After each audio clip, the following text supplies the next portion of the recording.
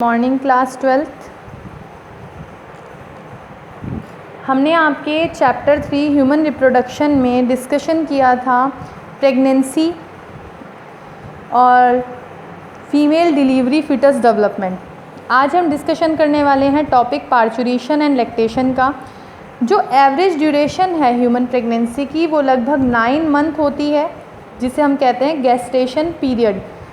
इसमें क्या होता है कि यूट्रस में बहुत तेज़ी से कॉन्ट्रैक्शन होते हैं प्रेगनेंसी के एंड टाइम पर, जिससे क्या होता है इन कॉन्ट्रैक्शन की वजह से जो फिटस होता है उसकी डिलीवरी होती है, यानी एम्ब्रियो जो होता है वो बाहर को निकाला जाता है।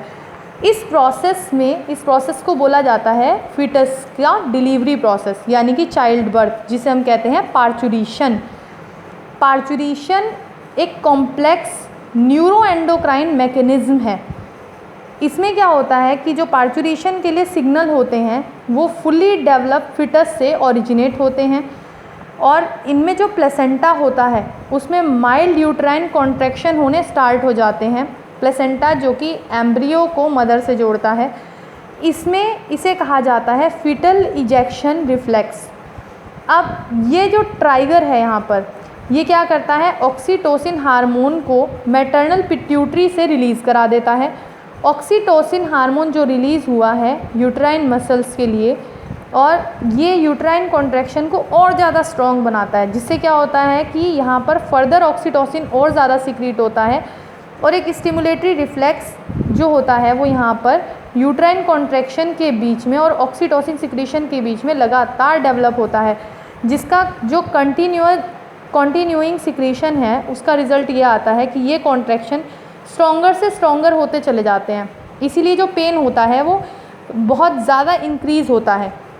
इससे क्या होता है कि जितना पेन इंक्रीज़ होगा उतना ही तेज़ी से जो बेबी है वो यूट्रस से बाहर आएगा और बर्थ कैनाल से उसका बाहर एक्सपल्जन करा लिया जाएगा, जिसे हम कहेंगे पार्चुरेशन।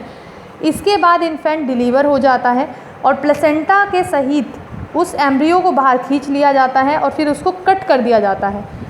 अब जो मेमरी ग्लैंड है फीमेल की, उसमें डिफ्रेंशिएशन होना स्टार्ट हो जाएगा प्रेगनेंसी के दौरान, और वो मिल्क प्रोड्यूस करना स्टार्ट कर देंगी प्रेगनेंसी के एंड पर लैक्टेशन के प्रोसेस के थ्रू।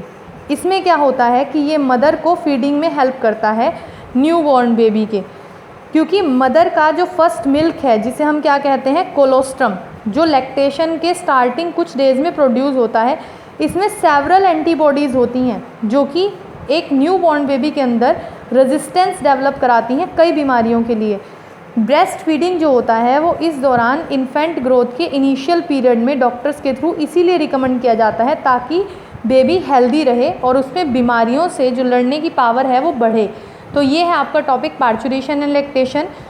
अब यहाँ पर कुछ आपके एनसीईआरटी एक्सरसाइज आती हैं, जैसे कि human reproduce sexually, humans are viviparous, fertilization is internal in humans, male and female gametes are haploid, zygote is diploid। ये इस तरह के क्वेश्चंस हैं। The process of release of ovum from a mature follicle is called, जो ovum का release होना है वो यहाँ पर क्या है, ovulation. Ovulation is induced by hormone, follicular stimulating hormone and luteinizing hormone।